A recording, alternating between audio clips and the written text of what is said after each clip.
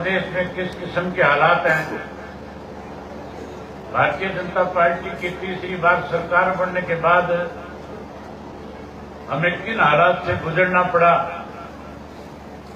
कौन कौन सी दिक्कत और कठिनाई हमारे सामने आई, ये सारी बातें खुल करके आपके सामने बताई गई। अगर उन्हीं बातों को फिर से दोहराऊंगा तो बहुत लंबा समय लग जाएगा। आप भी काफी समय से बैठे हो। मैं सबसे पहले आपको इस शिवरात्रि के पर्व त्योहार की शुभकामनाएं देता हूं। जहां साथियों आज शिवरात्रि है, वहीं उसके साथ साथ मैं पार्टी के उन तमाम जिला के पदाधिकारियों को भी इस बात की बधाई देता हूं कि आज उन्होंने घर घर में जाकर के आपको निमंत्रण दे करके इस हजारों की संख्या में एकत्रित करके नए सिरे से फिर से इंडियन नेशनल लोकदल पार्टी को मजबूत हो, इसके लिए आप सबको निमंत्रण दिया और आप आए। आज आपने आकर के फिर से प्रदेश में एक मैसेज दे दिया कि उचाना विधानसभा क्षेत्र जो सदैव चौधरी देवलाल का गढ़ रहा, जिसने सदा चौधरी ओम प्रकाश चौटाला को ताकत दी, आज फिर से एक पूरे प्रदेश में संदेश दे दिया कि उचाना हल्के ने एकत्रित होकर के फिर से प्रदेश में बदलाव के लिए एक बड़ी पहल करने का काम किया। इसके लिए भी आप सबको बहुत बधाई है। साथियों, प्रदेश के लोगों ने तो मन बना लिया था 2019 के अंदर भारतीय जनता पार्टी को सत्ता से बाहर करने का। आपको याद होगा 2019 के चुनाव के जब नतीजे आए थे, जो भारतीय जनता पार्टी नारा देती थी कि हम अब की बार 75 पार करेंगे, वो केवल 40 सीटों पर सिमट करके रह गई थी। 50 सीटें विपक्ष की जीत करके आई थी, जिसमें कांग्रेस भी थी, जेजेपी भी थी और मैं भी जीत करके आया था।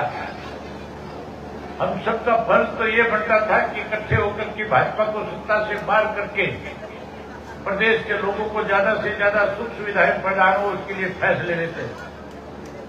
लेकिन बदकिस्मती थी हमारे प्रदेश की, कुछ ऐसे स्वार्थी लोग जीत करके आए थे जिन्होंने प्रदेश के लोगों को बरगलाने का काम किया, झूठ बोलने का काम किया। ये कह करके प्रदेश के लोगों के बीच में गए थे कि हम चौधरी देवीलाल जी की नीतियों को आगे बढ़ाएंगे, और ये कहते थे ये जो 75 पार वाले इनको जमुना पार करेंगे,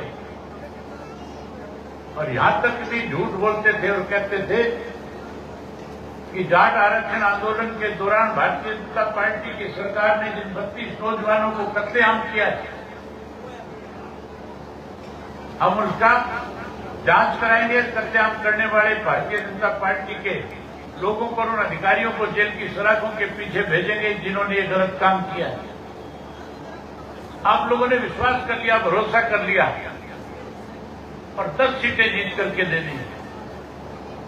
उनका फर्ज तो ये बनता था कि चौधरी देवलाल की नीतियों को आगे बढ़ाते, बीजेपी को सत्ता से बाहर करते, खुद सत्ता में आते। लेकिन स्वार्थी थे, अपना स्वार्थ पूरा करने के लिए चौधरी देवीलाल की नीतियों को भी उन्होंने बीजेपी के गिरवी रखने का काम किया। उनकी गोद में जाकर के बैठ गए और 4.5 साल तक सत्ता में बैठ करके मलाई खाने का काम किया। दोनों हाथों से प्रदेश को लूटा। हम लोग आपके बीच में आते थे, कहते थे ये बड़े स्वार्थी हैं, जिन्होंने चौधरी ओम प्रकाश चौटाला की पीठ में छुरा घोंपा है। जो चौटाला साहब के नहीं हो सके, वो कभी भी तुम्हारे भी नहीं हो सकेंगे। लेकिन आपने विश्वास कर लिया।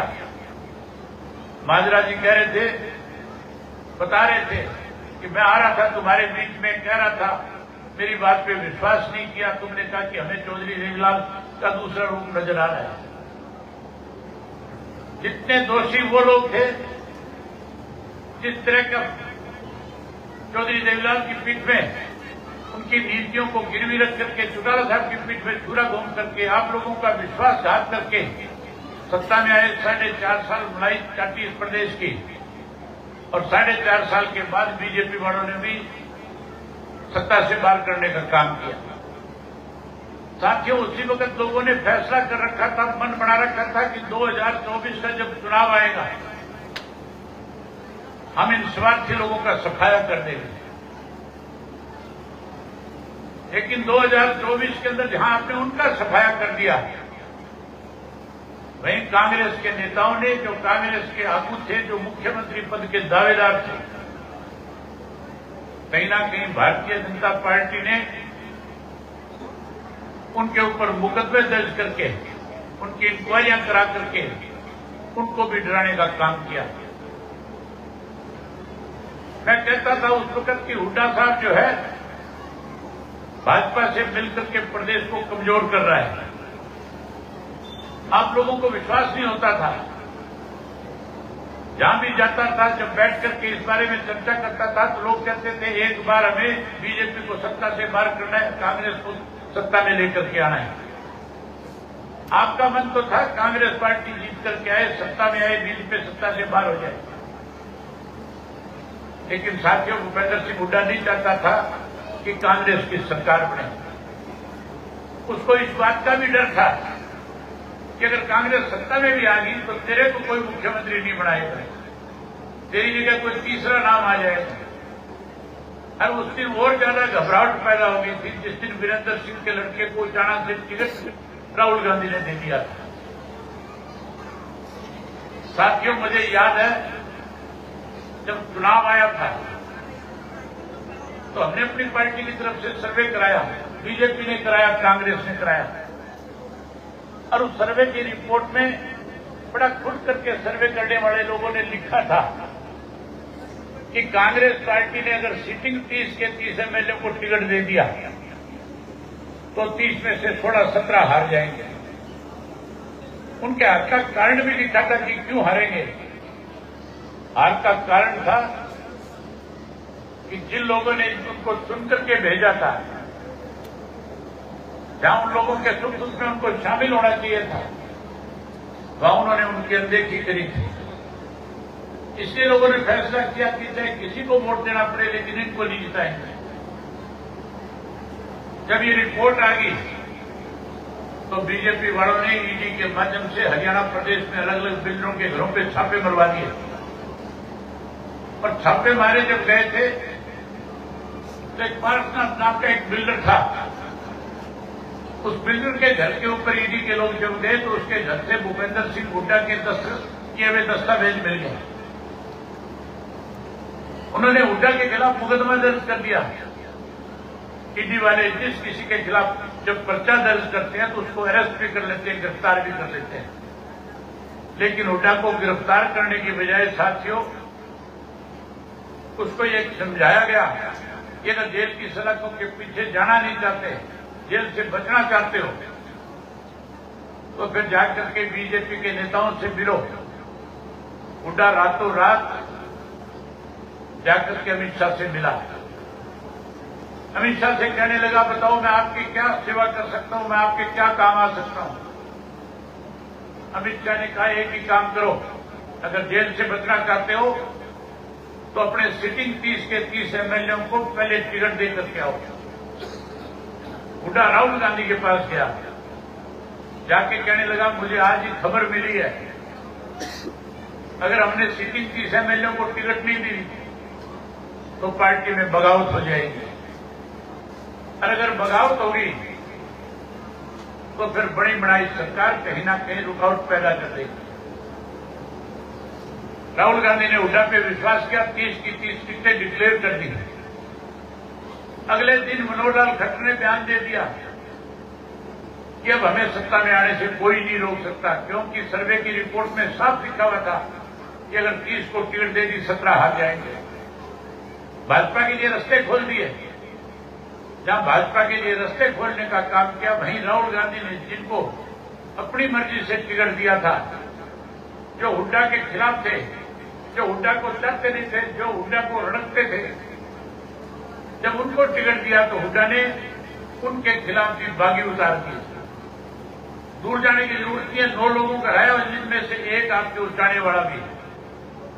जब इस वीरेंद्र के लड़के को टिकट राहुल गांधी ने दिया, हुड्डा को इस बात का डर सताने लगा कि अगर भाजपा, ये कांग्रेस अगर सत्ता में आ गई तो ये पढ़ा लिखा है, अफसर रहा है, कहीं राहुल गांधी इसका नाम आगे ना कर दे, इसको मुख्यमंत्री ना बना दे, इसलिए इस रास्ते के कांटे को पहले हटाना चाहिए। 3 खिलाफ खड़े किए, तीनों हुड्डा के चहते थे। आप तीनों को जानते भी हो, तीनों के तीनों हुड्डा के चहते थे कि नहीं थे? कांग्रेस की टिकट की लाइन में थे, चाहे वो काला था, चाहे वो संडील वाला था, और चाहे आपके टोकड़ियां वाला था। इन तीनों को खड़ा कर दिया और ये कहा बुला करके कि चुनाव लड़ना है, बैठना नहीं है, हम फॉर्मेलिटी के तौर पे तुम्हारे से आकर के रिक्वेस्ट करेंगे, मानना नहीं है, आप चुनाव लड़ो, जितना पैसा चाहिए हमारे से ले लो, अगर चुनाव हार भी जाओगे तो सरकार मेरी बनेगी, और मेरी सरकार बनने के बाद तुम्हें ऐसे पदों पे बैठा दूंगा जो एमएलए से भी ज्यादा ताकतवर होंगे। इस तरह से 9 और हराए।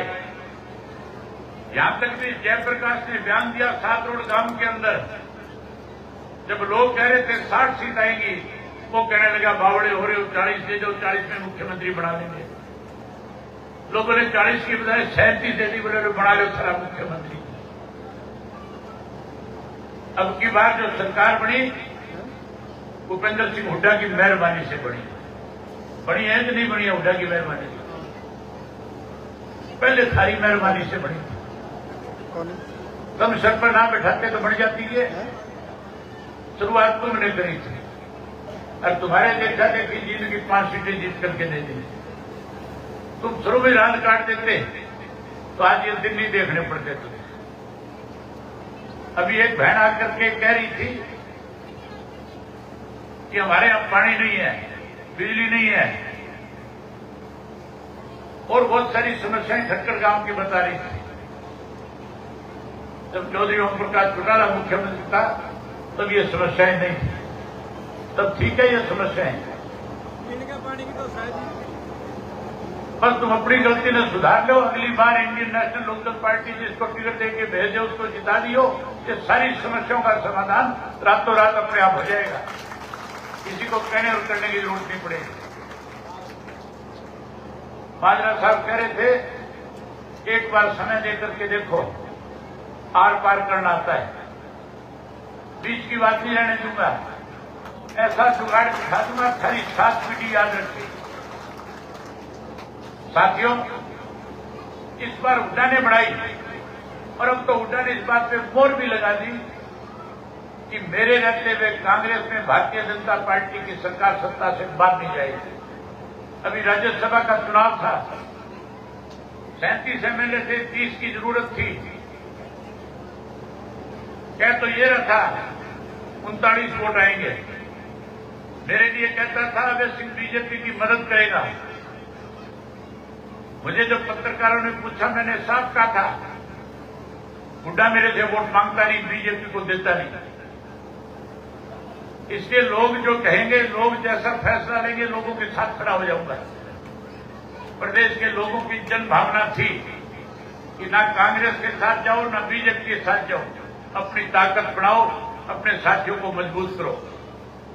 मैंने वही फैसला लिया, अपने दोनों एमएलए को कहा कि तुम वोट डालने में नहीं जाओगे। ये देश के इतिहास में पहली बार है किसी विधायक ने जाकर के राज्यसभा में अपना वोट पोल ना किया हो, किसी पार्टी ने वॉकआउट किया हो। केवल आपकी पार्टी है जिसने वॉकआउट करके लोगों की भावनाओं को मन जीतने का काम किया है। वहीं हुड्डा के जहां 39 की बात कर रहा था, मैंने पहले बता दिया था इसके 9 बिकेंगे, इसने 9 बेचने का काम किया है। रात को वोटों की गिनती हो रही थी, हुड्डा घर में बैठा नोट गिन रहा था।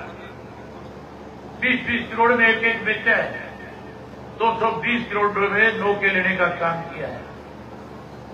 जहां इनके पैसे लेकर के बेच दिया, मोहर लगा दी।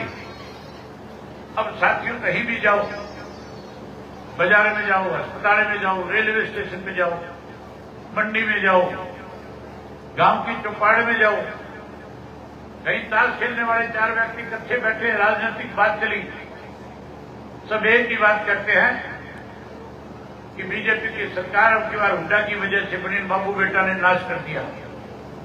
वहीं साथ साथ ये भी कहते हैं कि अगली सरकार चौधरी देवीलाल की नीतियों की बनाएंगे, चौधरी देवीलाल की इंडियन नेशनल मजदूर पार्टी को सत्ता में जाएंगे। आज आपको निमंत्रण देने आए हैं। बाजरा साहब ने आपको 27 तारीख का निमंत्रण दिया है। 27 सितंबर को चौधरी देवीलाल जी का सम्मान दिवस मना रहे हैं। अब की बार मेवात में मनाएंगे, पहले 25 को मनाते हैं। 27 का कारण है, मजबूरी है। मुसलमान के लिए जुम्मे का दिन बड़ा दिन होता है। शुक्रवार के दिन को जुम्मे का दिन कहता है और 25 तारीख को जुम्मा है। इसलिए वहां के जितने भी हमारी पार्टी के मुस्लिम भाई थे, उन्होंने आकर के कहा कि हम चौधरी देवीलाल का सम्मान दिवस मनाना चाहते हैं। आप 25 की बजाय 27 को करो, ताकि हम बड़ी संख्या में आए, चौधरी देवीलाल के प्रति अपने श्रद्धा सुमन अर्पित करें। आपको भी उसका फायदा मिलेगा। 27 तारीख का इतवार है, हमें स्कूलों की बसें मिल जाएंगी, साधन मिल जाएंगे, लोगों को छुट्टी होगी, ज्यादा बड़ी संख्या में आएंगे। जहां आपको निमंत्रण देने आया हूं, वहीं कहने भी आया हूं, आप आ जाना। जितने साधन आपको चाहिए, आपको साधनों की कमी नहीं आने दूंगा। जो साधन आप मांगोगे आपके पास पहुंच जाएंगे। माताओं बहनों के लिए भी कोई कमी नहीं होगी, आपके लिए भी कोई कमी नहीं होगी। बस आप आ जाना। आओगे सारे? बहुत मेहरबानी, बहुत धन्यवाद आपका।